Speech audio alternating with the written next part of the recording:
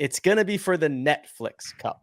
Now, if I told you, Patrick, the Netflix Cup was announced today, that could be that could be anything. That could be a one-off tournament.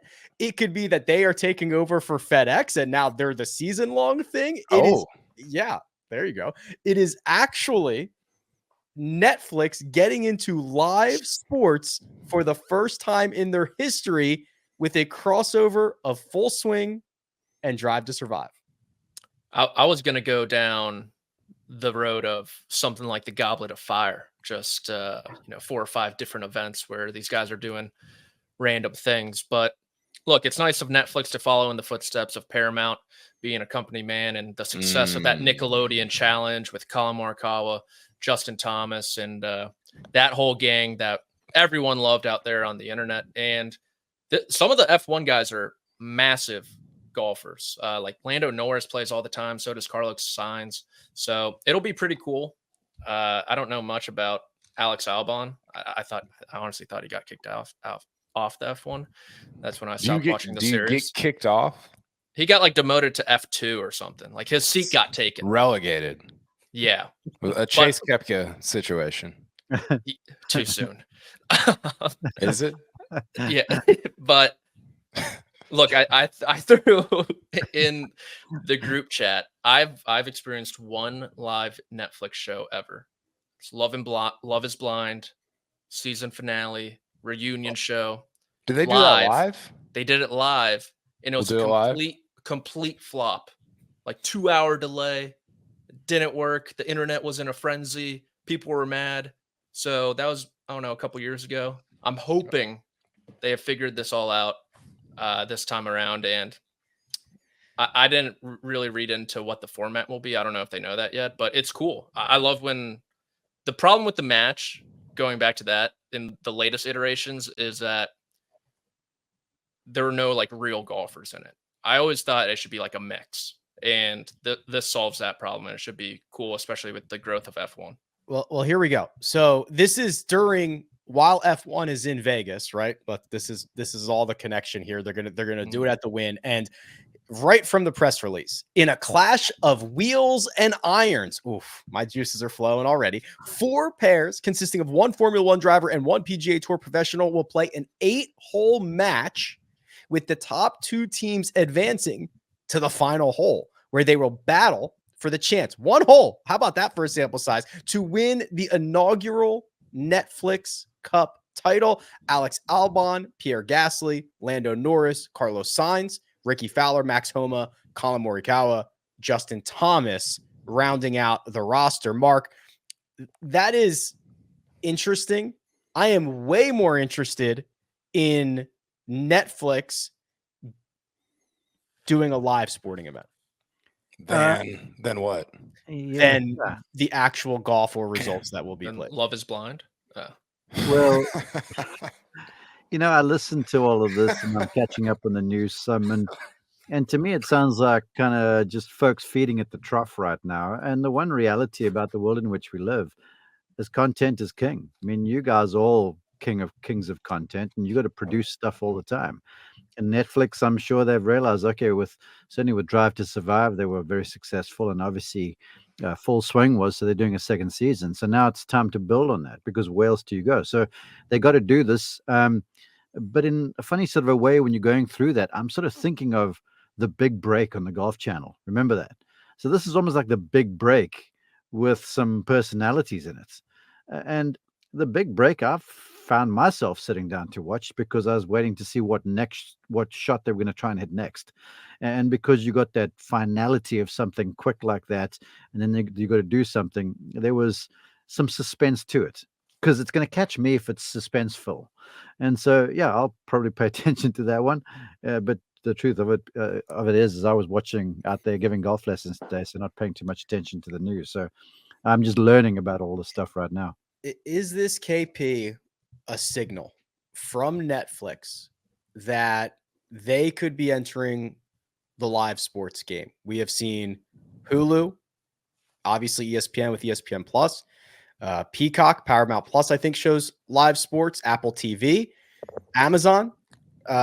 Is this Netflix potential first step into a response? I don't know, because I don't know what what is the follow up, right? If you say the two most obvious, I guess three most obvious entrances for them into live sports are F1, golf, and tennis, probably. Right. Those are their three kind of crossover. Hey, we can also market these shows that we have while we're showing you the live sport. So those make the most sense. I just don't know, okay, I don't know the tennis rights situation, but I'm seeing stuff about, Apple's trying to get F1 for like $70 billion. I don't know, whatever, just insane numbers, right? Is Netflix going to acquire golf rights? I don't know. Maybe. I think that would be fascinating because, and this is sort of stuff that I'm nerd out on and I'm interested in. And Mark's right, content is king, but so is distribution. And Netflix's distribution is extraordinary. Like it is insane. I mean, I think it's by far the biggest distribution of any sort of content platform. I guess YouTube, I guess, would be bigger, but in terms of like a subscription, it is by far the biggest distribution method, which is, I think, a lot of the reason you see success from Drive to Survive and Full Swing and shows like that, because they have so many people that they can market to and that they can cater to and that they can kind of pull into that universe. So I'm really intrigued by it. Again, I don't know what I'm with you, Rick. Like, I think the Netflix live aspect of this is far more interesting than the actual golf. And I want to see their number. They're not going to reveal this or show it because they never do, but I want to see what those numbers are for something like this, because I would be really interested by how many people that got hooked by Drive to Survive, Full Swing, or both of those shows are going to tune in to watch this.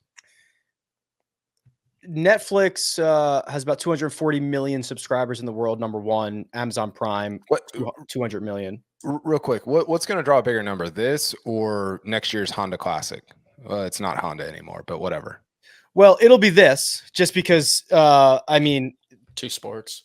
It's two sports. It is, like you said, when someone, okay, I'm gonna need a couple minutes to rant here, but the original, let's go. The original answer, I think, KP, is when you and I or someone that Netflix thinks would be interested in this fires up Netflix like they might do every single night, they will be recommended this front and center, right? It's not like I'm going to have to seek it out. It's not like, and it also gets new people involved. Oh, hey, because you watched Full Swing, because you watched Drive to Survive, here's something you might like. It's going to crush the Honda Classic next year. It's going to crush it. Well, and it caters to viewing habits, right? You're talking about a habit of turning on Netflix every night. I think a lot of ratings for golf in general, outside of the major championships, are just habitual. Hey, we turn golf on Sunday afternoons or whatever. And so you're catering to habits, but with like such a bigger audience or potential audience there. And I think there's a scarcity aspect here. Like, if your habit, like, I think there's a lot of people that are probably younger than all of us, maybe Patrick's wheelhouse, that have Netflix but don't have YouTube TV or cable or whatever. And there's a scarcity aspect of like, there's only like 2 live golf matches or whatever that you were calling this on this platform that I pay for every year. I'm going to tune into that because it's the same reason that people tune into major championships. There's only 4 of them, and I think the tour could probably learn something from that, but I am interested to see kind of what path they go down with that in the future. So you mentioned something that I think like there is a clear shift happening in live sports right now. And what you mentioned, Kyle, you said the rights. The rights are what keeps golf broadcasts the way they are. CBS, NBC. Why are you the way you are? I mean, listen, they spend an exorbitant amount of money to get the rights to these events. Then it is extremely expensive to broadcast one and to put all of this on. So before a shot is even hit, they are deep in the hole. Mm-hmm. Now, traditional networks like CBS and NBC, Golf Channel, obviously underneath that umbrella as well, they really only have one revenue stream. It's advertising. Mm-hmm. It might look different. It might be partnerships with FanDuel inside with an ad read. It's commercials. It's playing through. They might look different, but it's one single stream called advertising. Mm-hmm. And that revenue stream directly opposes the user experience. Totally. For more money to be made, the watching experience has to be worse. They are directly opposites of each other. Yeah, and this is a great point because Netflix is the opposite of that. You've got a bunch of people that are paying, and so you don't, in theory, have or need advertisements. Now, I don't know what maybe Patrick can break down the Love is Blind advertising situation for us. I don't know if they will put advertisements on live shows because that's such a different thing for them. Well, I think we have a good example. Thursday Night Football, right? Amazon paid an outrageous amount for Thursday Night Football, knowing they have a million ways to make money off you, right? You have to have a Prime membership to watch. We're going to learn more about you. You're going to be more in the Amazon ecosystem. And also, we can still sell commercials and ads on that. We can still do that too, right? They still go to commercial breaks. They still have partnerships, but they've got like 900 ways to make money off of you. They can overspend and keep the user experience reasonable. Well, and I think theoretically, there's the more data, and whether this is good or bad, the more data a company has on you, like Netflix, the more they can cater the advertising to you. Which they can charge more for. Exactly. And I think that is, but it also goes the other way, Rick, where it's like, okay, well, this advertising that you're serving me, I'm more interested in than seeing a Jeep Grand Wagoneer Jeter commercial for the 297th time. Yeah. I think the one difference between Netflix and all the other streaming services that were mentioned is it's the core business of Netflix is streaming. You think about Amazon, that's just an arm. You think about Apple TV Plus, that's an arm. Hulu, that's part of Disney, that's just an arm. So they don't really have the flexibility as those same companies to go out there and, potentially buy rights for some of these sports. So it could be just, a toe in the water to get into sports eventually, but their pathway to that point is a lot more narrow than the rest of the competitors. And I think their competitor though might be YouTube, right? It might be the Bob Does Sports guys playing matches on YouTube. If this is the content that they're going after, which is the F1 versus PGA Tour guys. Yeah, but YouTube does have YouTube TV now, which I am a subscriber to and I love it. So yeah, to a certain extent, but they're creating an avenue of money there too with a TV subscription. Yeah, but I'm talking about the stuff that I'm talking about is not put on YouTube TV. It's just put on YouTube by various content creators. Yeah. And so if that's your competition, people are going to gravitate toward the free stuff, even if Max Homa and, Pierre Gasly who are famous are involved in the Netflix. So I don't know. I think I'm with you, Rick. I think it's really interesting. And I think it sounds silly, but it does affect the future of the sport that we follow and cover and are interested in. One of my favorite things, and I was texting you guys this earlier, is Peacock bought the rights to WWE for like an outrageous amount of money. When did that happen? A couple years ago. Okay.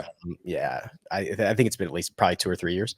And from what I understand, I don't watch it a lot, but from what I understand, like all the pay-per-views are on Peacock. All the, weekly shows are on Peacock. So you have to have a subscription to that. But then what I found myself doing is they have all the archives. Like I went back and watched stuff that I watched when I was 12 years old, and I was 12 years old again. If there was, and it's this great distribution platform, if there was a way to get live golf plus all the archived golf, I will empty the bank account, right? I'll just give you the routing number. I'll give you the account number. Like, take what you need. I'm in on that. By the way, I know we need to get to a break. This can be our segue. We may or may not be hearing from one of the people involved in this F1 golf crossover event on this podcast next week.